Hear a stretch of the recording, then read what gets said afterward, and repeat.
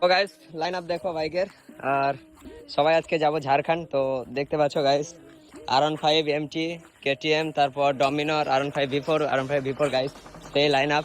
আর দেখতে সবাই যাবে। আর ফ্ল্যাগ কটা আছে দেখতে পাচ্ছ গাইস, একটা দুটো তিনটে তুলো গো, চারটে। তো নেক্সট লেভেল মজা হবে গাইস। আর দেখ ফাইনালি গাইস দেখতে পাচ্ছ এবার আমরা বেরিয়ে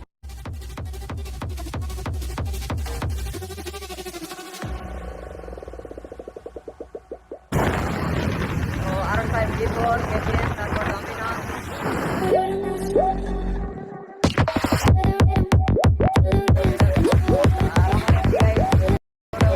ফাইনালি গাইস জাজুল ভাই কোথায় নিয়ে যাচ্ছে বুঝতে পারছি না, তো যাওয়া যাক কোথায় যাচ্ছে দেখি। আর অফ রোডিংটা ওনাকে গাইস পাহাড়ে উঠে তখন। ও ভাই সাব নেক্সট লেভেল ভিউ গাইস। ও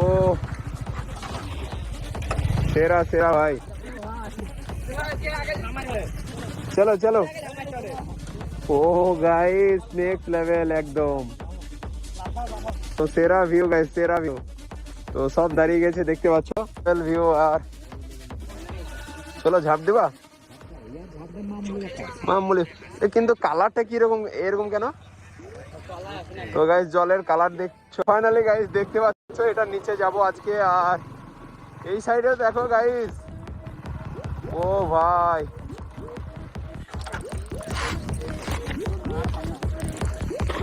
ও ভাই নেক্সট লেভেল। এই যা ভাই পড়ে গেছি গো, ধরো ধরো।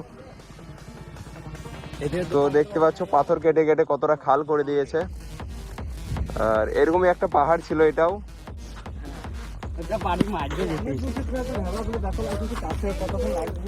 কতক্ষণ লাগবে নামতে? ও ভাই ঢিল ছুটছে দেখতে পাচ্ছ।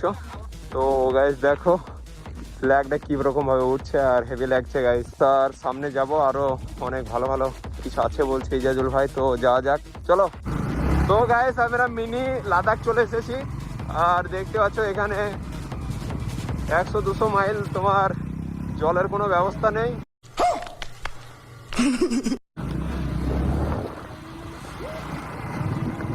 ইজাজুল ভাই এ মিনি লাদাখ তো, এটা দিয়ে নামতে হতো।